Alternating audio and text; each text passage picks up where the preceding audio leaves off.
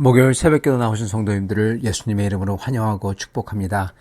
오늘 하나님 말씀은 그리 아니하실지라도 라는 제목으로 출애굽기 2장 1절부터 10절 말씀을 전하도록 하겠습니다.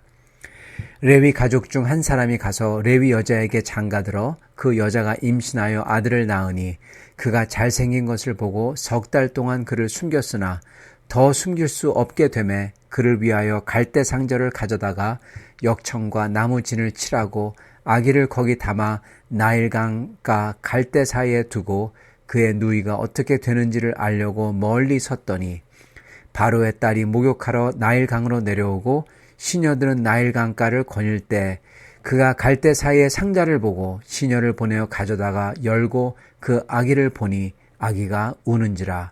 그가 그를 불쌍히 여겨 이르되 이는 히브리 사람의 아기로다. 그의 누이가 바로의 딸에게 이르되 내가 가서 당신을 위하여 히브리 여인 중에서 유모를 불러다가 이 아이에게 젖을 먹이게 하리이까. 바로의 딸이 그에게 이르되 가라 하매 그 소녀가 가서 그 아기의 어머니를 불러오니 바로의 딸이 그에게 이르되 이 아기를 데려다가 나를 위하여 젖을 먹이라. 내가 그 삭슬 주리라. 여인이 아기를 데려다가 젖을 먹이더니 그 아기가 자라매 바로의 딸에게로 데려가니 그가 그의 아들이 되니라. 그가 그의 이름을 모세라 하여 이르되 이는 내가 그를 물에서 건져내었음이라 하였더라. 아멘. 네, 오늘은 이 모세의 부모의 믿음을 잠깐 좀 보고자 합니다. 주님은 바로가 이스라엘의 사내 아이를 다 죽이라고 한 이 상황, 즉 이스라엘의 씨를 멸절하려는 상황 속에서도 주님은 구원의 역사를 멈추지 않으셨습니다. 그건 바로 모세를 태어나게 한 것이죠. 그리고 모세를 강가에서 끌어내게 하고 그리고 바로의 딸이 자기의 양자로 삼는 것, 이렇게 함으로써 주님의 구원의 역사를 드디어 열어가고 계십니다. 레위 가족 중에 한 사람인 암람이 레위 여자인 요게벳과 결혼해서 사내 아이를 낳고, 그리고 이게 모세죠. 자, 이 일에 몇 가지 정말 놀라운 게 있습니다. 첫째 놀라운 것은 모세의 부모가 모세를 숨겨놨다가 결국 못 숨기니까 바구니에 넣어서 나일강에 띄웠다는 겁니다. 끝까지 붙들고 있다가 바구니에 넣어서 띄운 것을 볼 때 모세의 부모가 얼마나 어떻게 보면 인정이 많은 사람들인지, 그리고 주님을 경외하는 사람들인지 잠깐 이걸 통해서 엿볼 수가 있습니다. 왜냐하면은 자기 자식을 나일강에 던져버리는 이런 그런 끔찍한 짓을 할 수 없는 사람인 겁니다. 네, 그런 좋은 사람들인 거예요. 그리고 모세를, 자기 아기를 사랑했던 그러한 사람들이고요. 자, 근데 생각해 보면 볼수록요, 이 모세의 부모가 과연 뭐를 기대했는지 신기합니다. 그게 뭔지 알 수가 없어요. 생각해 보세요. 왜냐하면 살 수 있는 확률이 너무나 희박하게 그렇습니다. 예. 설마 모세의 부모가 하나님께서 모세를 살려주자 생각한 것일까요? 어떤 것일까요? 왜 모세를 바구니에 넣어서 띄웠을까요? 예, 그게 신기하다는 겁니다. 이것을 조금 이따가 다시 보도록 하겠습니다. 두 번째 놀라운 것은 하나님께서 역사하신 이 타이밍이 정말 좋지 않은 타이밍을 하나님이 골랐다는 겁니다, 여러분. 하나님께서 구원자를 이스라엘 백성 가운데서 만약에 내오시려면은 좀 평안한 시대에 내오시지, 하필이면 이렇게 바로가 이스라엘의 모든 남자 아기를 죽이라고 명령한 이때 지금 하나님께서 남자 아기를 골라가지고 세우시냐 이 말입니다. 지금 죽게 생긴 겁니다, 여러분. 이 가운데서 백성을 애굽에서 해방시키고자 남자 아기를, 모세를 했다는 겁니다. 정말 신기한 거는 다른 때도 아닌 하필이면 이렇게 사내 아이들이면 다 죽이겠다는 바로의 명령이 내려진 속에서 이스라엘을 구원할 사내 아이를 태어나게 했다라는 거예요.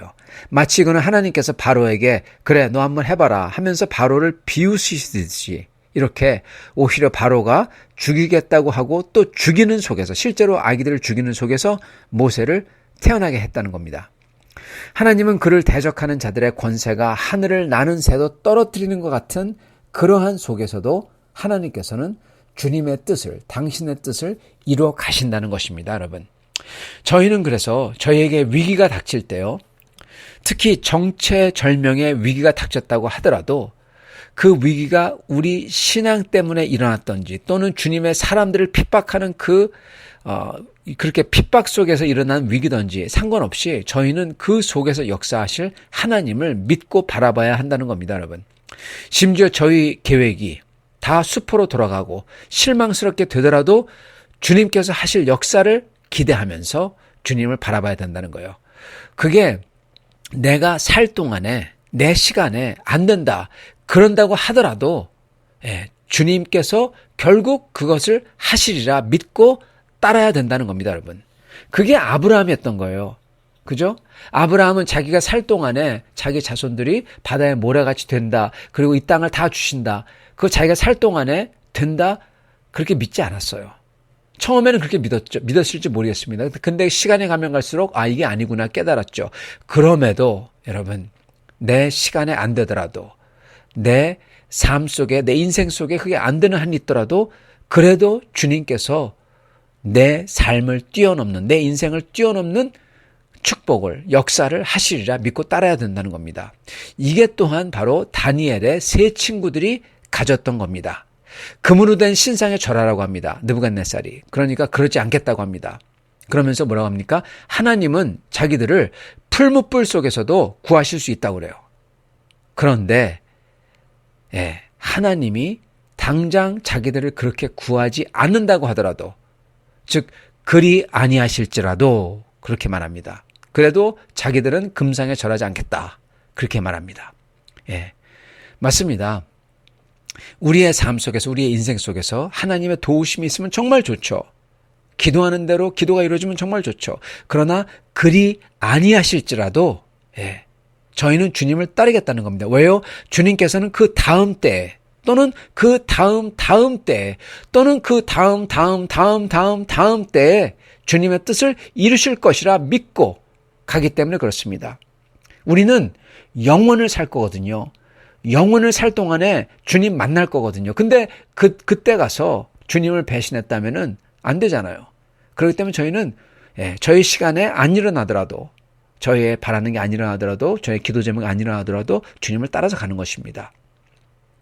그래서 여러분 바로 찬송가 내 주는 강한 성이요 그 끝절에 이렇게 기록하는 겁니다. 마틴 루터가 썼죠. 이 땅에 마귀 들끓어 우리를 삼키려 하나 겁내지 말고 섰거라 진리로 이기리로다. 진리로 이긴대요. 이게 무슨 말입니까? 죽어도 좋다는 얘기입니다. 이게 친척과 재물과 명예와 생명을 다 빼앗긴데도 진리는 살아서 그 나라 영원하리라. 아멘. 네, 이게 3절 찬양입니다. 바로 이 태도와 마음이에요, 여러분. 이 믿음인 겁니다. 이게 바로 다니엘과 세 친구들이 가졌던 거고요. 그래서 그리 아니하실지라도 그렇게 말했던 거고요. 그리고 또한 이게 바로 모세의 부모가 가졌던 믿음인 겁니다. 그리고 오늘 우리도 이 믿음을 가져야 되는 거예요. 그래서 그 믿음대로 하나님의 나라 사람대로 살아야 된다는 겁니다. 그대로 주님의 뜻을 구하고 기도하며 살아야 되고 그리고 그게 이루어지지 않는다고 하더라도 적어도 내 인생이 이루어지지 않는다고 하더라도 주님을 믿고 가야 된다는 거예요. 뭐냐면은 하나 정확한 것은 주님은 위기 속에서도 주님의 구원 계획을 신실하게 이뤄가기 때문에 그렇습니다. 여러분 이걸 봤을 때 모세의 부모가 가졌던 마음은요. 다니엘의 세 친구들하고 똑같은 마음입니다. 즉 믿음인 겁니다. 보세요. 모세가 죽을 확률 높습니다. 아니 모세가 살을 확률이 극히 희박합니다. 그러나 모세의 부모들은 주님께 기도하면서 모세를 바구니에 넣었고 그리고 자기들에게 하나님이 주신 생명이자 자기 자식을 도저히 버릴 수 없고 그리고 주님이 주신 거기 때문에 오직 최선을 다해서 부모로서 최선을 다하고자 했던 겁니다. 그리고 모세가 살지 못하더라도 즉 그리 아니하실지라도 자기들이 기도하던 모세를 살려달라고 기도했을 거 아닙니까? 그러나 그리 아니하실지라도 그래도 그들은 주님을 원망치 않고 주님의 더 좋으신 계획을 믿고 다만 자기들은 최선을 다하고자 최선을 다해서 아이를 사랑하고자 노력했던 것입니다. 이게 바로 다니엘의 세 친구들의 태도와 똑같은 거예요. 자기들은 주님을 섬기고 주님을 사랑하지만은 그 구하기를 구해주기를 간절히 기도하지만은 그러나 그리 아니하실지라도 즉 거기서 죽더라도 그래도 자기들은 주님께 최선을 다해서 자기의 인생에 붙어있는 한 최선을 다해서 주님의 말씀을 지키고 주님을 사랑하겠다라는 것입니다. 예. 최선을 다해서 자식을 사랑하겠다라는 것이죠. 똑같은 마음인 거죠. 똑같은 믿음인 것입니다. 정말 모세가 살 확률은 낮았습니다. 모세를 실은 바구니가 강물에 가라앉지 않을 확률도 희박하고요. 만약에 강을 건넜다고 하더라도 여러분 누가 모세를 픽업하겠습니까? 지금 바로 왕이잖아요. 왕이 생사를 가르는 왕명을 내렸어요. 예. 그 아이 픽업하면은 어떻게 됩니까? 큰일 나는 거죠. 근데 감히 누가 모세를 데려다가 키우겠냐는 겁니다. 여러분 애굽에는요. 그럴 수 있는 능력을 가진 인간이 없어요. 네. 아무도 없어요. 단 왕의 권세를 필적할 만한 사람이 아니면 말입니다. 즉 모세가 살 수 있는 확률이 희박하고 그리고 살아났다고 하더라도 또 희박한 거예요. 예. 0.00001%인 거죠. 그런데 우리가 알다시피 바구니는 가라앉지 않고 강 기슭을 따라 흘러내려갔고 그리고 애굽의 그 어느 인간도 살아있는 인간도 그 모세를 데려갈 권세가 없는데 그러나 여러분 아버지를 우습게 하는 사람이 한 명 있어요. 그게 누굽니까? 딸입니다. 보통 자식이죠. 특히 딸들. 아버지 우습게 알죠. 즉 바로의 권세도 그냥 깔깔깔 웃고 넘길 수 있는 바로의 딸이 보고 픽업한 겁니다, 여러분. 희박한 확률에 더 희박한 확률을 넘어서는 하나님의 역사인 거예요, 여러분. 그리고 그 다음에는 또 누구에게 유모로 맡겨집니까? 모세의 어머니에게 유모로 맡겨져요. 야, 정말 하나님께서는 정말 희박한 확률에 더 희박한 확률, 그것도 더 희박한 확률을 넘어서는 하나님의 역사가 이렇게 일어나는 겁니다. 바로의 딸에게 모세를 불쌍히 여기는 마음을 갖게 한 것도 하나님이고, 모세가 친어머니의 보살핌을 받게 한 것도 하나님이십니다. 바로는 이스라엘 백성을 어떻게든 멸절하고자 했지만 바로의 딸이, 자기 딸이 그 명령을 어기고 모세를 보호합니다. 그래서 바로의 계획은 실패로 돌아가는 거죠. 사랑하는 성도 여러분, 사탄의 어떤 방해에도 하나님은 하나님의 섬세한 손길로서 택한 백성들을 돌보시고 끝까지 인도하십니다.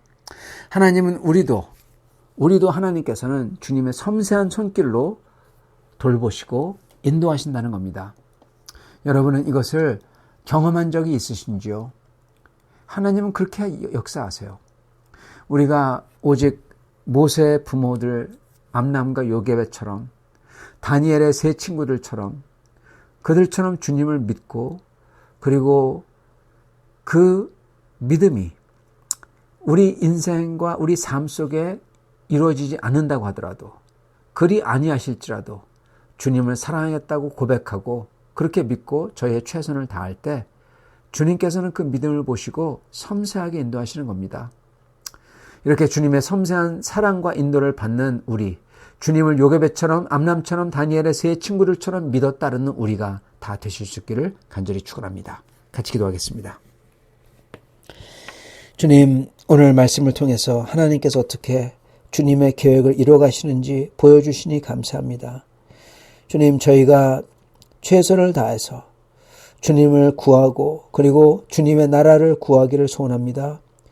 모세의 부모들처럼 저희가 참으로 주님의 선과 주님의 사랑을, 주님의 그 긍휼과 사랑을 끝까지 할 수 있게 도와주시고, 그리고 참으로 저희가 바라고 그토록 바라는 게 이루어지지 않는다고 하더라도, 그리 아니하실지라도 주님을 찬양하고 주님을 믿고 따르겠다는 그 마음으로 최선을 다할 때 주님께서 그 마음을 보시고 축복하사 모든 것을 주님께서 아름답게 만들어가 주시옵소서. 주님 감사합니다. 이러한 위로와 이러한 주님의 약속에 감사를 하며 우리 주 되신 예수 그리스도 받들어 기도드립니다. 아멘.